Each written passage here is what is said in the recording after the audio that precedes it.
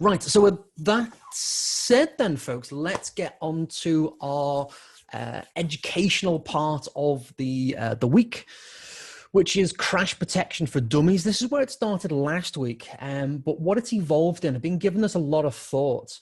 And the question that's been going through my mind is, do crashes just happen? So before we actually dive in and look at the numbers, like, what do you think? Give me a little response in the chat box. Do you think that crashes just happen?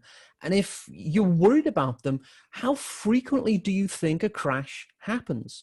Is it once a month? Is it once a year? Is it once a decade?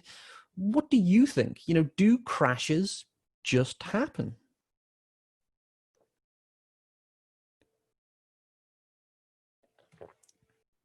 Most people are saying no.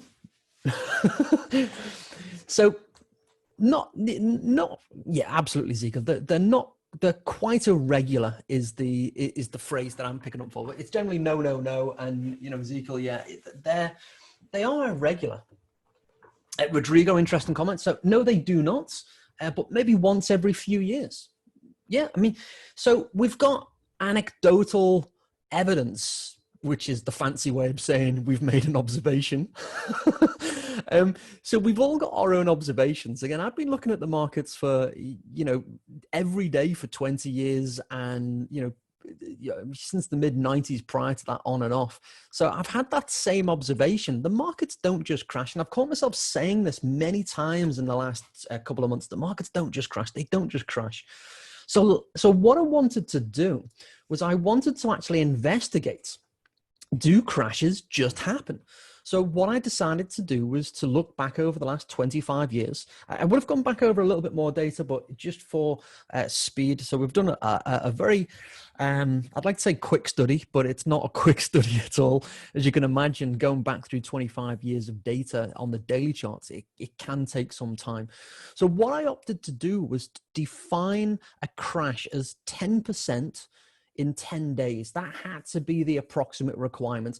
I tried to be a little bit flexible because, you know, if it was like 9.9% in 10 days, then, you know, there wasn't many of those situations, but I was just going in with an open mind. You know, what is it? It needs to be at least 10% in 10 days. And if it happened in 2 or 3 days, then that's fine. There's a little bit of flexibility on the time. I'd go up to maybe, you know, 12, 15 days. That's what I mean by there was flexibility as I was going through the data.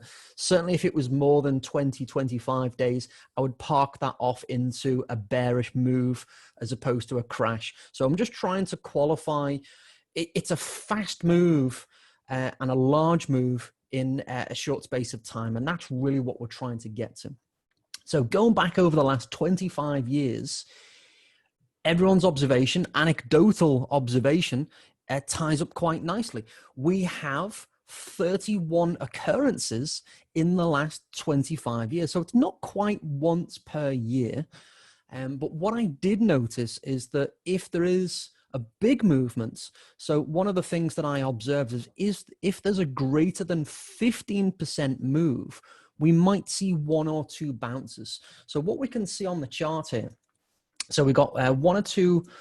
So I'm looking at this here, number 3. So we might see 1 or 2 bounces, and this is what we mean. So we have that initial big sell-off, but then we've equally got this bounce. I'm gagging on that phrase. For anyone who knows me for any length of time, you'll know that I find that quite silly, but it's a good description of what happened. It reacts just as hard, just like a bouncing ball, essentially.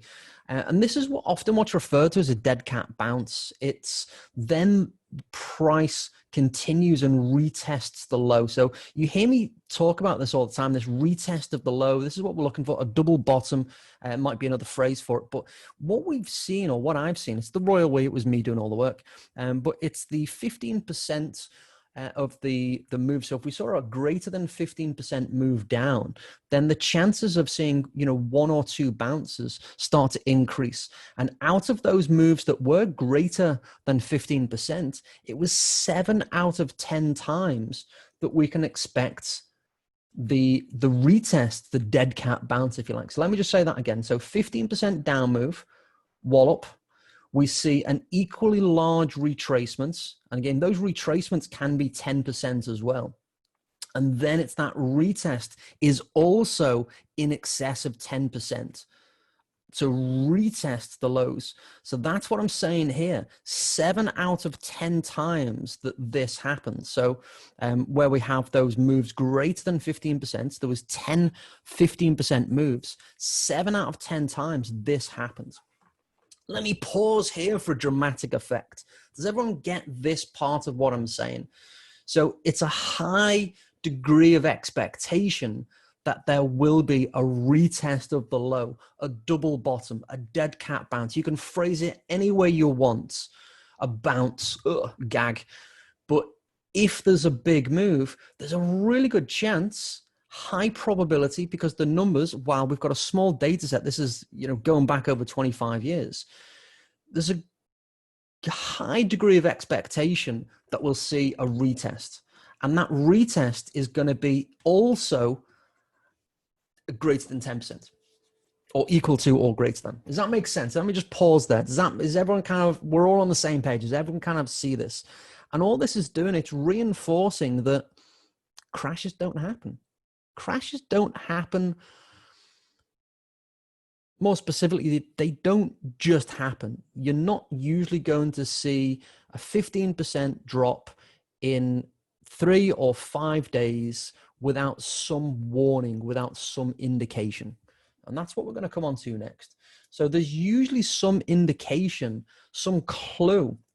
And we've actually just been through the price version of this right now. There's always some clue that price is potentially moving. So I've looked at price action swings, and I often refer to these as these V-shaped patterns, or certainly in the training that we describe all this, it's this V-shaped pattern. And when the apex of these V's starts to get penetrated, that can be the warning sign. We went through that earlier in our little market analysis, but that's essentially what we're talking about right now. Is we might be looking at one of those developing now, but if it doesn't happen, that's okay. But it's not a case of, well, if that happens, we'll then see a crash. It might just be a bearish swing, but that, if it does happen, might be a telling sign that, you know what, if it was going to move very far, very fast in a short space of time, then that is a condition that needs to happen prior to the crash. So there's always a warning sign. Volume and momentum is something that also often dies out.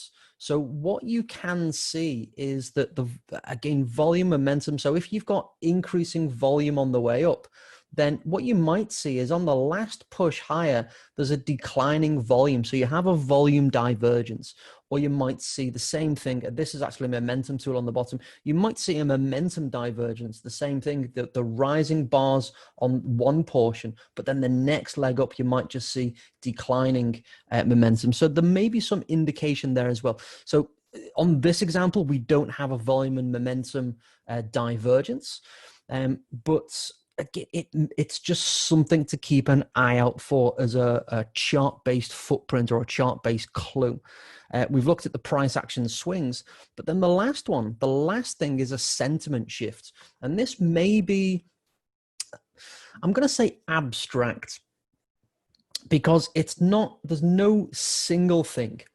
There's no single thing when it comes to sentiment shift. And I mentioned something earlier in our, before this, the main segments, I mentioned that I'd started to see on mainstream television in the UK, adverts for budget brokers.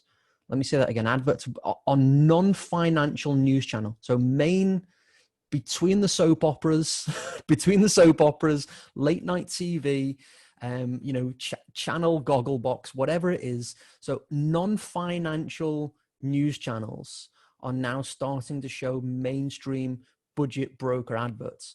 And that's what I meant by that's not a common sight. That's not, and this for me is an example of sentiment shift. The sentiment is shifting. And you see this type of announcements telegraphing in various places. Historically in the past, when printed magazines were published on a regular basis, we might have seen a Time magazine covering, in fact, you can go and check this. You can go and Google the covers.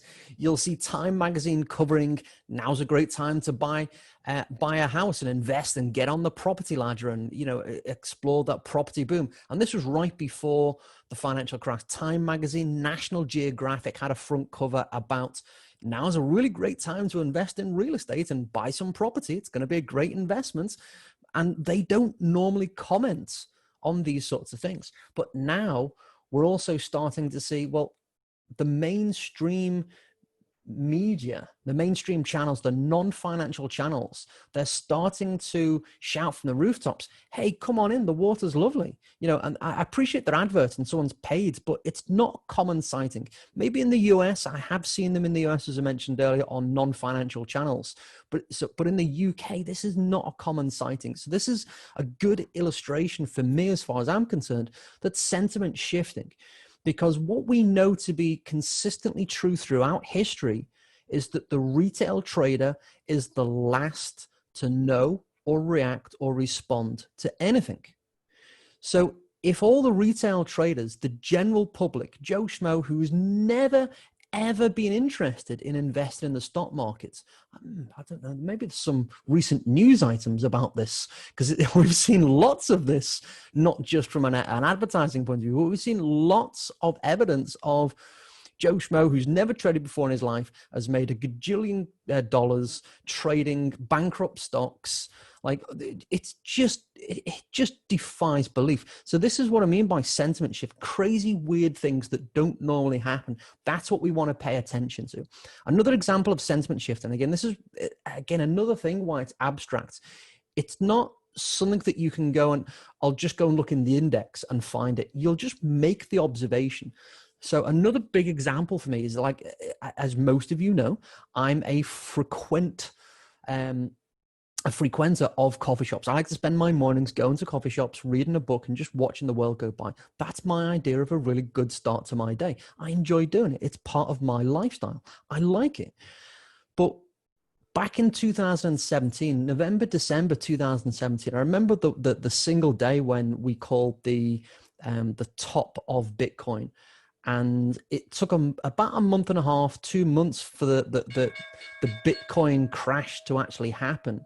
But it was telegraphed by me being in a coffee shop, and I was looking around, and there's maybe 50 people, which is a rare sight these days, but there's maybe 50 people in this huge coffee shop, and every table, and I was there for a good few hours, that every table and every person, there was people leaving, people coming, but every table, the conversations I was overhearing was Bitcoin. I remember there was these two young lads talking to each other, and one of them was trying to explain Bitcoin to the other guy, and he was like completely enraptured in this conversation. I just thought, this is it. This is the top of the market right here. I've just watched, because when people who don't normally get involved in the markets are getting involved in the markets, that's usually the death knell to whatever it is that we're talking about. In this case, it was Bitcoin. So that's what I'm saying right now. So because I've only just started to see mainstream TV, non-financial media channels starting to advertise, there's probably going to be several months. There's usually a lag with this observation. I only just started to see this. So I think that the sentiment's changing. So again, a little bit abstract. Just let me know that we're all on the same page here. Do those examples, do they resonate? Do they make sense? Because that's what I mean by a clue. In this case, it's sentiment. You're going to get the sentiment first, then maybe volume starts to dry up, and then the price action swings will unfold. So that's usually the order. I've actually got them out of order. So that the price action swings, the last one, because then price will catch up to sentiment and the lack of momentum. Awesome. Okay, just reading back on the comments. Perfect. We're all on the same page. That's awesome. Great. So do crashes just happen? After looking through 25 years of these big sell-offs, just like this one over here, crashes don't just happen. We had 31 occurrences. It's a little over one a year. And it might have, what you'll notice, if you want to go back and look at this for yourself, I used a tool called Zigzag. Let me just write that down. On my platform, it's called Zigzag. And oops, can't even spell zig and zag. I can set it to a percentage, and it will plot. Guess what? I'm going to set it to at least 10%. So it was measuring every upswing and downswing had to be at least 10%, and then it will plot a line for you. So if you want to go and look at this for yourself, then you can actually have a look at it. You can investigate it. But that was just what I did to have it give me, like, these are all at least 10% swings in the market. So, or the chart that you're looking at. So it just enabled me to quickly go. I'd like to say it was quick, but it wasn't. It was a lot quicker than measuring every move manually. But it just speeded up the process for me. So if you want to go and look at it, you can do. I used a tool called Zigzag, and it just allowed me to look at these swings in market prices.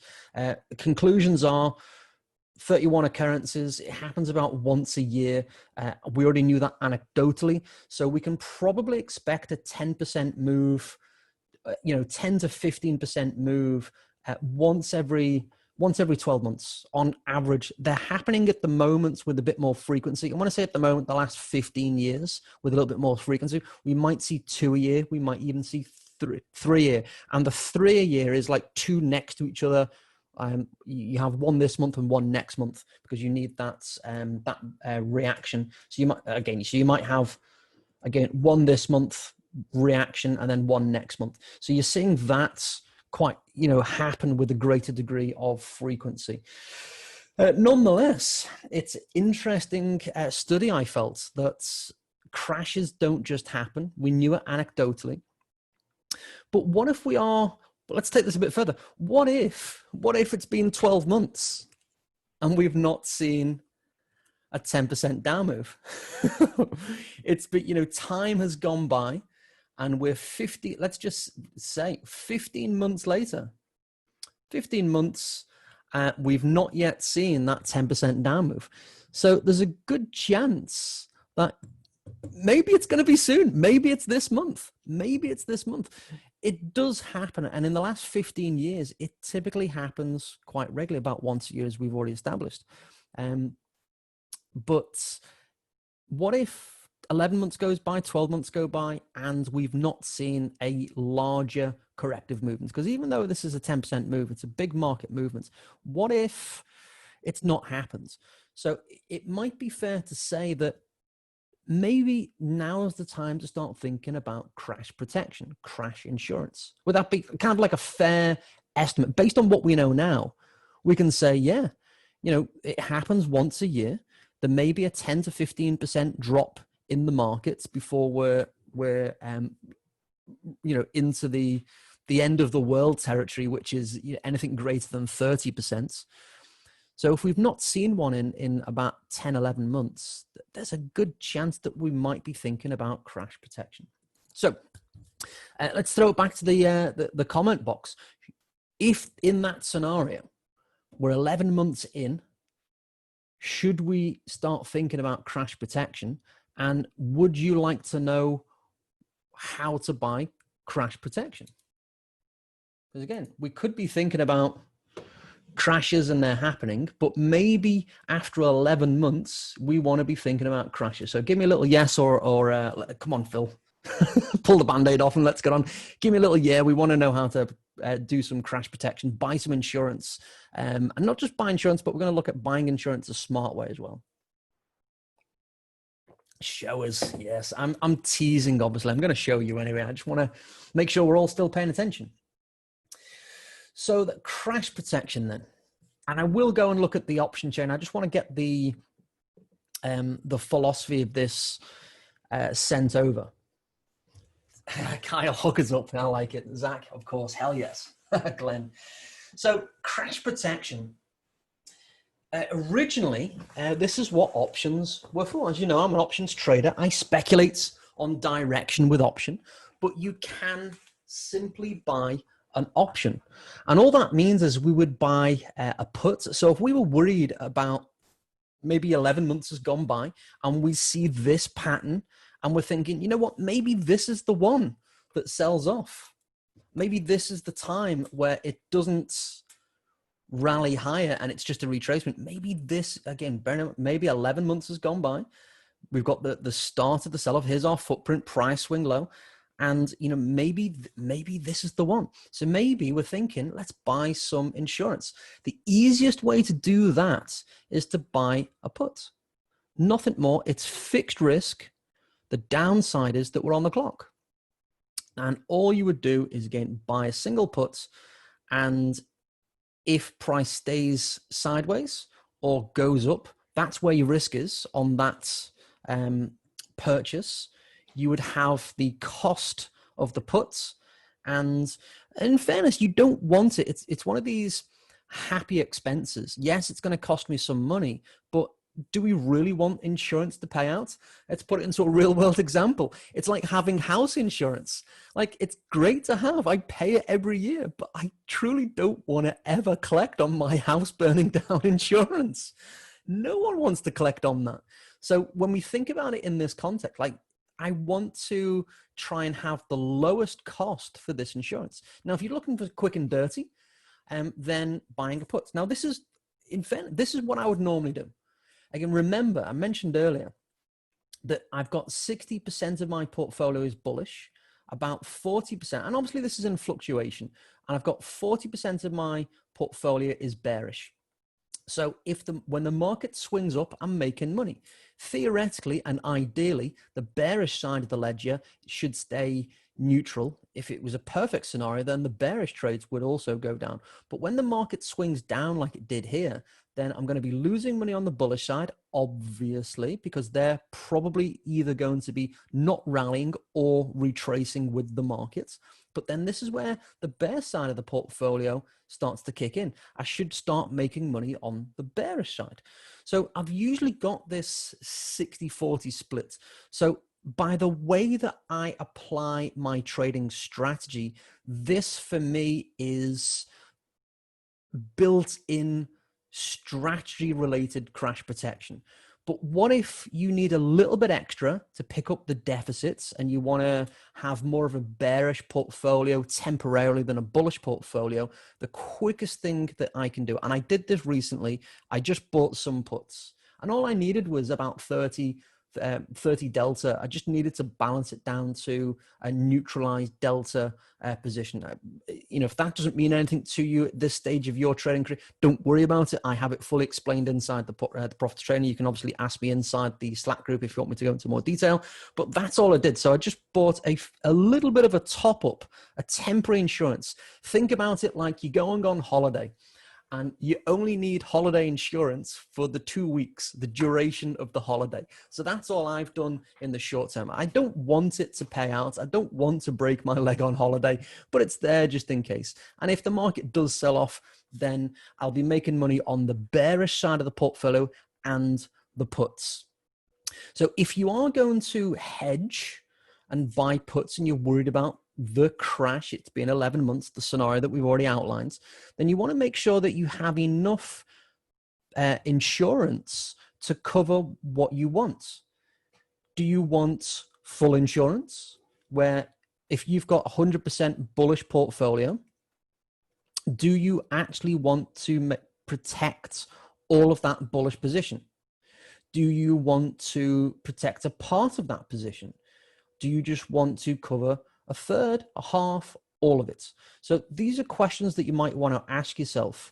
Like, when you're buying insurance, do you just want third-party fire and theft, or do you want fully comprehensive? You know, these are questions that we ask ourselves when we're insuring our car. Do I just want the basic, do I just want the basic coverage, or do I want the full ding-dong, the whole enchilada, as it were?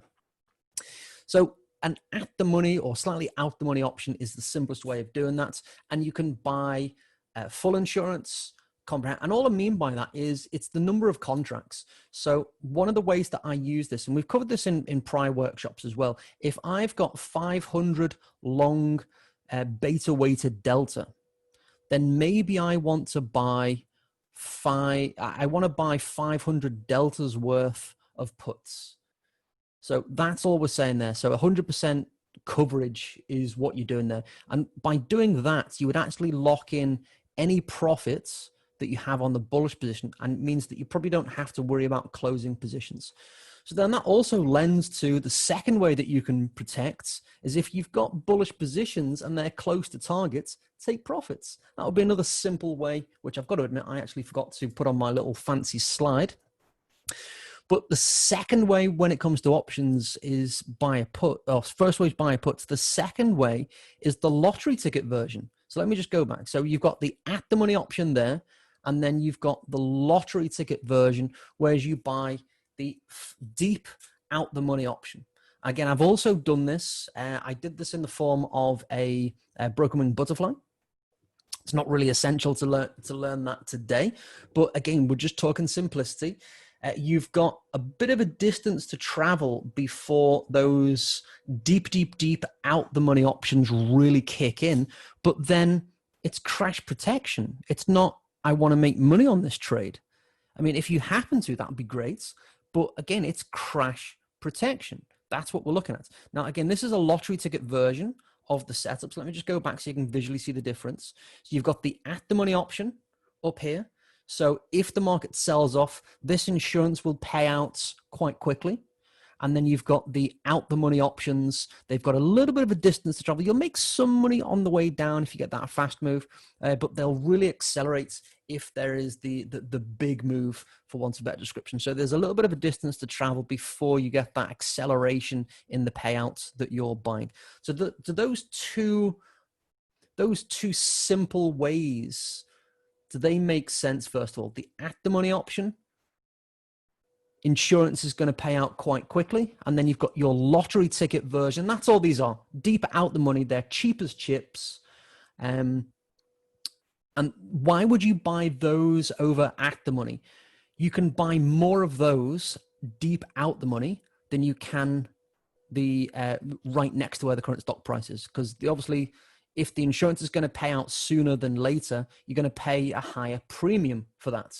So consider that fully comprehensive, and consider this like under the category of, third party. It's a lottery ticket. If they may pay out, they probably won't. You need the big sell off for them to actually pay out. But again, the trade off is you can buy lots of them at a lower price point. Sorry, I'm just catching up on the comment. I just saw your question, Ezekiel. Is the lottery ticket more cost effective? It's not that it's more cost effective. It's just that let's just put a number to this. It may be that you can buy, one option at the money might be $5 per share. So for every one contract, you've got $500 risk. Whereas the out the money, you might be buying them for, where's my little color tool? You might be buying, for the same $500, you might be paying $1 each for one contract. So obviously you can do 5 times as many. So it's not that it's more cost effective. It's for the same dollar risk. So if you've got the $500 up here and the $500 for the out the money, you can do, in this really simple comparison, you can do 5 times as many because they're out the money. But the trade-off is price has got to move a reasonable distance first before these out the money options really kick in, but they're less expensive.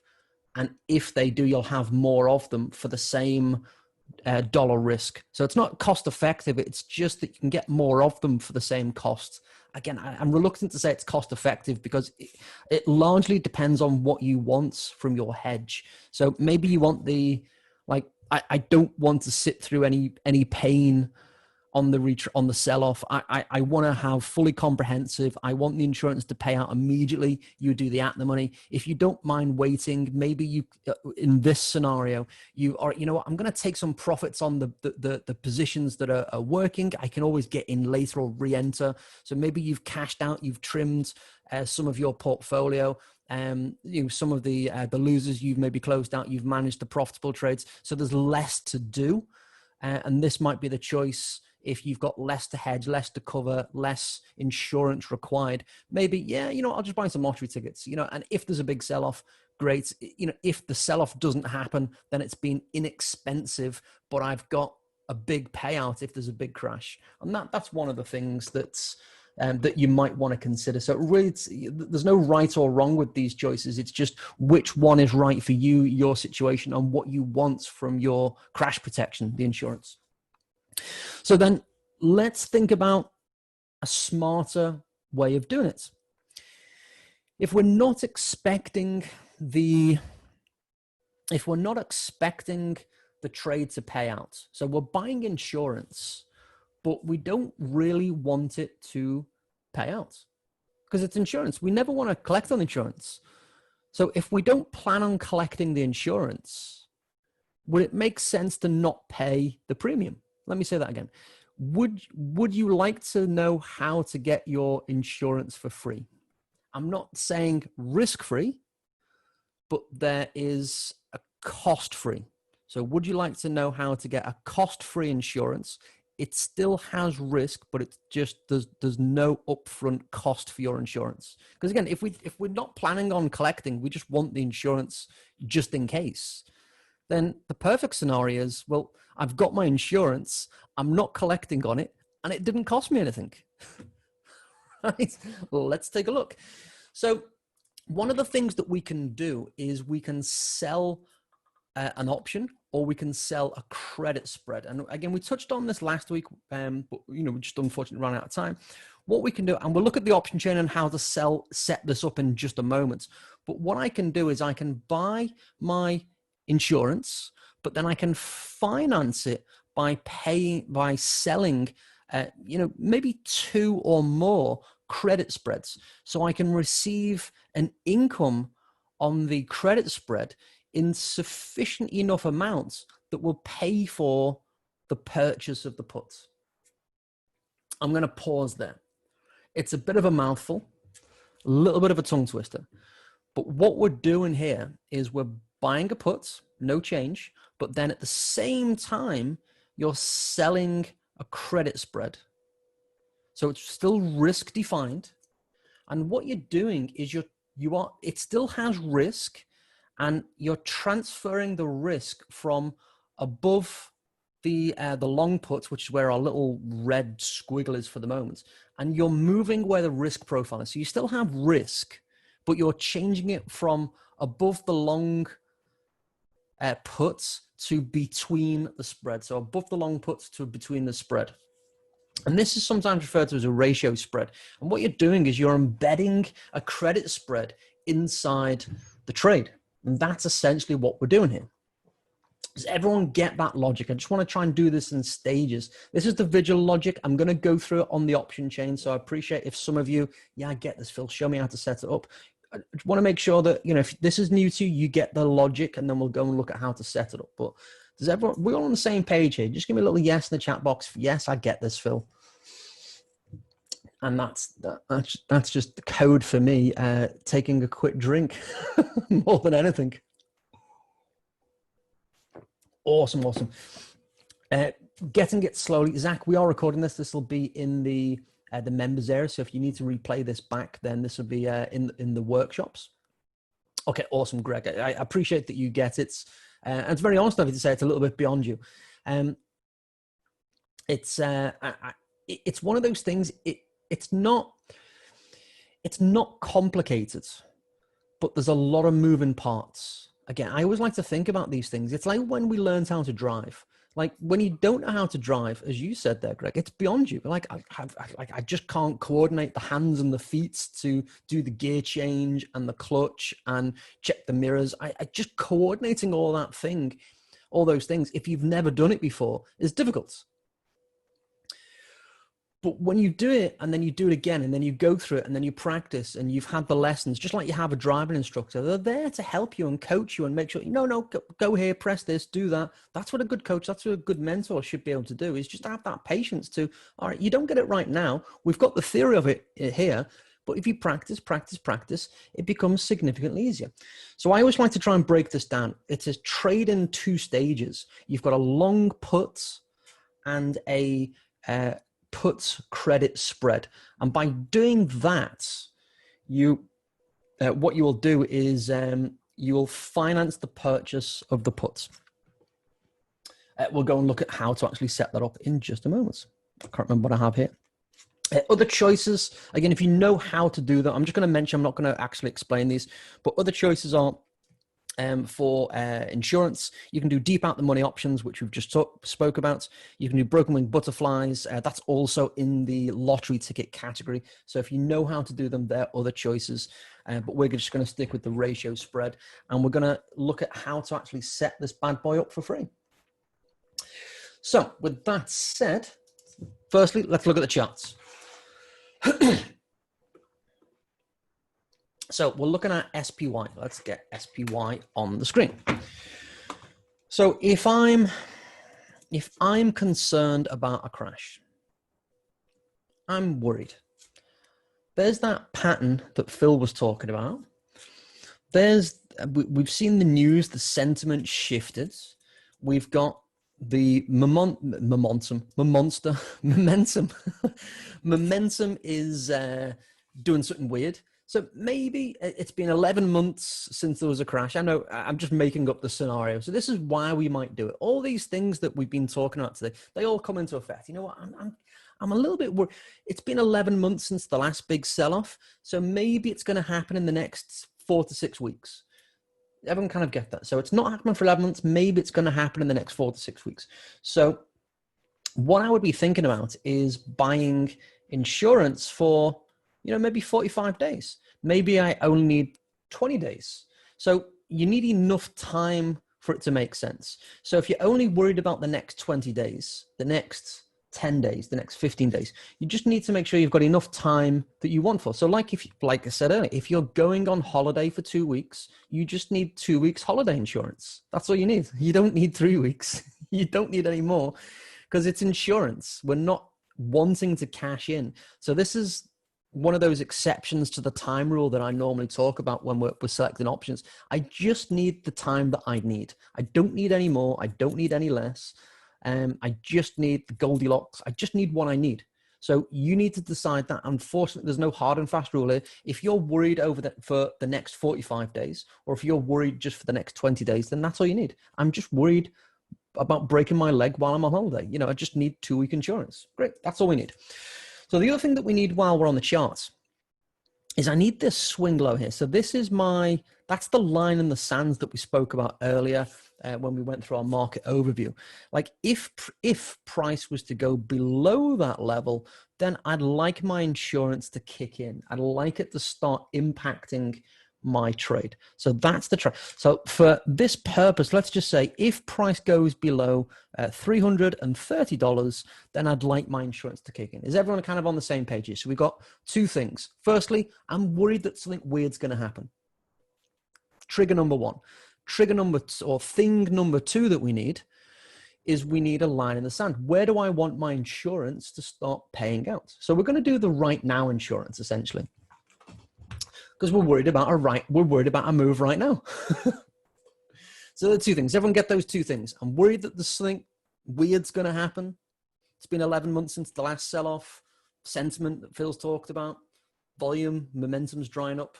Swing low is being breached. We're seeing these swings that Phil was talking about. Weird. That's what we want. So this is when I can then go over to the option chain. So let's go over to the option chain. Let me put this full screen so we can see it. There we go. So what I want to do is I've already opened up an option chain. So what I've done here is I've looked at 28 days. So I'm worried over the next month. It's been, again, in our hypothetical scenario, it's been 11 months since the last crash. So maybe something weird's going to happen this month in the next 30 days. So I only need 30-day insurance. So that's why I've chosen that one. So that's the timer. I'm worried. I've got a time horizon and we need to set this up. So what I'm going to do is I'm going to buy a put. So I'm going to focus my attention on the right-hand side. I can ignore the left. Don't need to worry about that. I'm going to buy puts. So if the market sells off, then this is what's going to pay me my insurance. I'm buying puts. So we're going to buy one put, and then we're going to sell a ratio, maybe 2, credit spreads. So the first thing I'm going to do, now while I explained it visually, I explained the buy side first. When I set this up, I'm going to set up the sell side first because I want to know how much credit I'm going to receive. Because again, if I know that I'm going to get $5 for the credit spread, then I can go and buy something for $5. Does that make sense? So I'm going to set the credit side up first. Because if I know that when I know how much I'm getting in this imagined example for the moment, if I know I'm getting $5 credits, then I've got a $5 credit to go and spend on my purchase. So then I can work out which option that I can buy to set this trade up. So that's what we're doing here. So let's go and do it. So the first thing I'm going to do is I'm just going to go out to $330, didn't we? We said that why? So we come back to why $330. I want my insurance to start kicking in at 330. We said it earlier because that's the point where that swing low on the chart is being breached. Does everyone understand why I'm starting here? That's when I want my insurance. So I'm going to sell an option. So I'm just going to left click there. I'm showing you how to do this manually. You can right click and analyze sell, and it would be analyze vertical, but I'm just showing you how to do this manually. So I'm going to sell an option and it's going to the analyze tab, and then I'm going to buy an option further out the money. So I'm selling out the money and then buying further out the money. I'm going to make this $10 wide as I want to collect some credits. So I've got two options that are separate from each other. And for anyone who's looked at these graphs before, it looks like a spread because it is a spread. We're creating a debit spread. So I've packaged this up, and this is just how I like to do it. I'm going the long way around intentionally. What I could have done is I could have, again, right-clicked. I could have analyzed sell and created a vertical.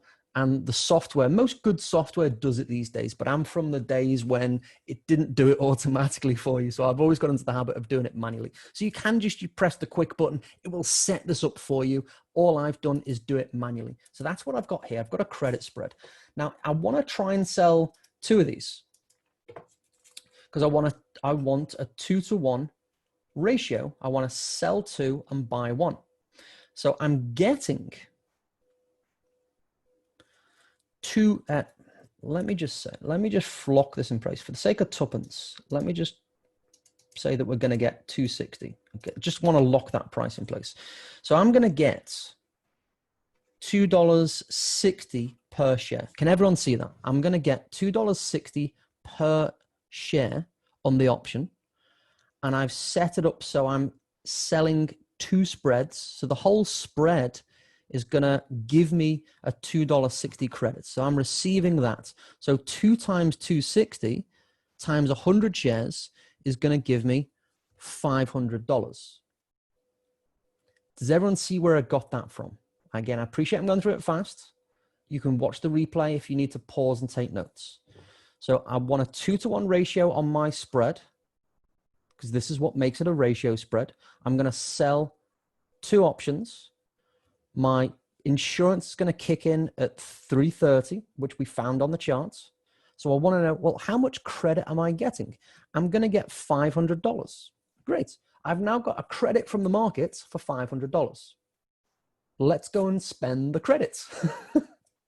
So now what I want to do is go back to the option chain, and I'm looking for an option that's going to be about $500.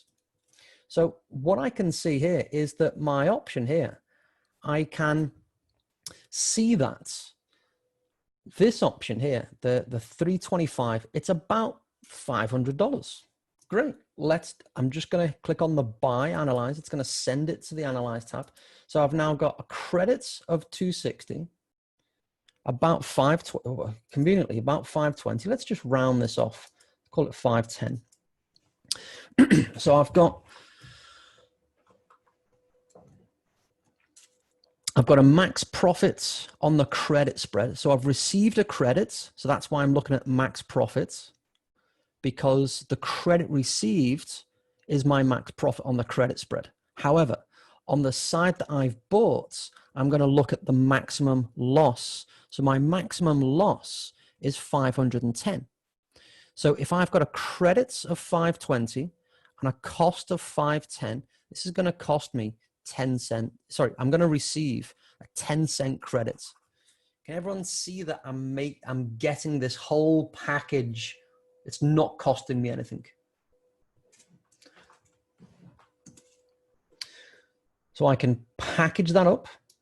Perfect. I'm going to drag that in to my little container. So now when I press go on this order, if I was to press go, it's going to send the whole trade as one thing. It would send the whole trade as one thing.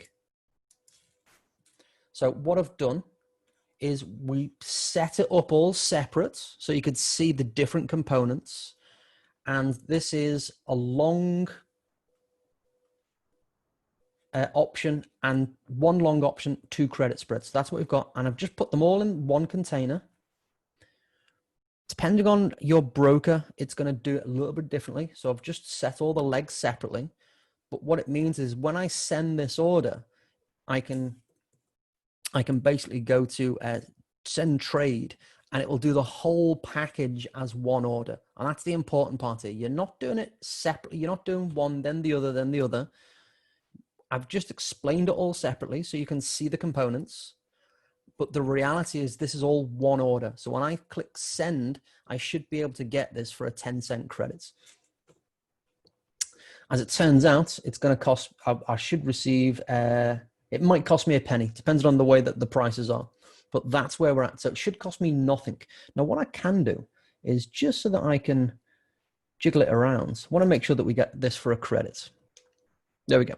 So now all I've done is I've moved the long strike. You just saw me do it. The buy side, the buy one, just $1 further away. And that means, can you see that we've got a negative here?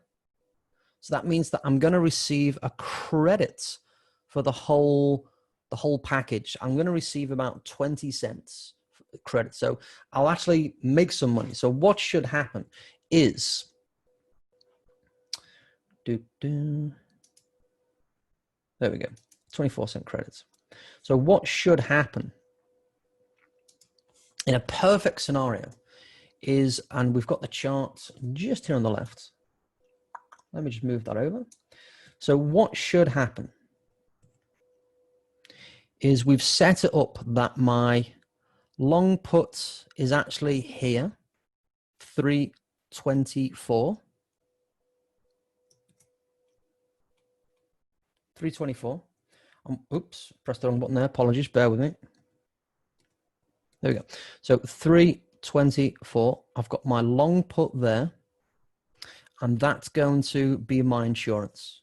So, but the insurance, I've got a short option there, and I've got a long option here.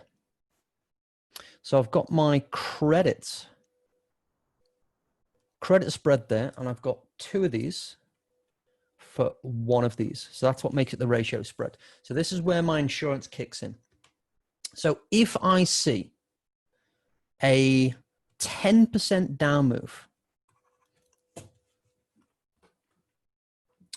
so 10%, so should we just say that if we see a move from 330, which is where our insurance kicks in, so 10% is going to be about $33. So let's just say that if it moves down to 300, down here somewhere, so if it goes to 300, what I can do with this analyze feature on the, most good brokers have this, that I can start to say, well, if that happens, then I'm going to be making money. And it's the right now price that I'm really interested in. So all I'm looking at here is you can actually work out, like, will I be making money or will I be losing money? So if it gets there right now, I'll still have a risk. There's still a $1,500 loss possibility if there's a small move and I hold this to expiration, then I'll lose some money. But if it goes to $300, which is 10%, this is what I'm worried about. And if it goes there right now, it's going to cost me nothing. So there's no cost. Remember, I'm receiving a credit. But if it goes there, I'm going to make about $975 for this. So yes, there's risk. I've never said that there wasn't a dollar risk. You're just transferring where it is, but we're worried about crash. Now, if the stock stays above 330 or goes up, then you'll make 25 cents. So 25, you'll make $25. So if the stock stays where it is, let me just draw this on again. So if the stock stays, now I've got the numbers. So if the stock stays here, goes sideways, or it goes up, you'll make $25. Does everyone get that? If it stays there, sideways, goes up, you'll make $25 because you're receiving a credit. If it goes down small and goes down to 324, so if it stays there, if it goes down to 324 but no lower, then and it expires there, then that's where you're going to lose the $1,500, which is that's the maximum loss. So that's the loss zone. Does everyone get that? Again, I'm just drawing visually where everything is on the charts. So that's where you'll lose money. But we're not worried about a small move. We're worried about a big move. So if the big move happens, then this is where you'll have some degree of P&L as price moves. And we're worried like a 10% move will take us down to $300 on the S&P, SPY. And if we get there, then that's our profit zone. So we're going to make some degree of P&L for every one combination of this that we have. And if we get to $300, then there'll be a $975 gain or insurance payout on that option. So that's what we worked out. So now you know that. How many of these do you need? That's it. How many of those do you need? So we've gone through the theory. We've gone through the setup on the option. We've gone through how that looks like relative to the charts. So in a perfect scenario, we don't want to collect this insurance. We never want to collect this. So if it goes sideways and if it goes up, that would be our preferred scenario. That's what we really want to happen. Again, remember, it's insurance. We don't want this to cash in. But if that scenario happens with the way that we've set this up, it's cost-free. Cost-free. It's not risky. We'll make $25 for having this insurance, and we don't want it to cash in. If it moves small, that's where the risk is, just to remind ourselves. So it has risk. I want to say this again. I'm probably going to say it a few times just to emphasize it has risk. If there's a small move, it has risk. Understand that. So I don't want to mistake that it's not risk-free. It's cost-free. So if there's the big move, that's our insurance payout. That's the house burning down. We'll get our payout. So that's it. That's where we're at. Does that all make sense? So folks, that was crash protection. Stacking options, a combination of credit spreads in conjunction with a single put, and we can set it up in such a way that it gives us some crash protection, because that's really what we're worried about. And what I want to leave you with is the thought, and this is why I spent this last week going through everything. The markets don't just crash. That's what we've learned today. The markets don't just crash. Looking back over the last 25 years, there's been 31 occurrences of a 10% move in approximately 10 to 15 days. But the minimum criteria was 10% in 10 days. It doesn't happen that often, so we don't need it all the time. The best way of thinking about this is if there's not been a big drop in the last 12 months or the last 10 months, then there's a good chance, there's a high expectation that maybe it will be soon. And that's the time to start looking for the clues, because there's always clues. As we've said, there's sentiment shifts, there's price action swings, maybe volume and momentum. Maybe there's some other things that I've not covered about. I'm just talking about the big three that I see on a regular basis when it does happen. But when you hear me talking about there's there's going to be a bear move. There's going to be something weird happen. Chances are it's because of one of those three things has occurred. It may not end up being a 10% move, but there's often a bearish move accompanied by it. So just keep that in mind. We don't need insurance all the time. If it makes you feel good, you can obviously have the smart way of doing it. The ratio spread is possible, but just understand you don't need it all the time. You don't need to worry about crashes the majority of the time. So that's what I want to leave you with. But if you do need and want crash protection, at least we know how to do it, and you know how to set that up. So that's where we're at. Thank you for your time. Thank you for your attention. And if you've got any questions, comments about this, let me know. Send me a message via Slack, and we'll take care of you. Until then.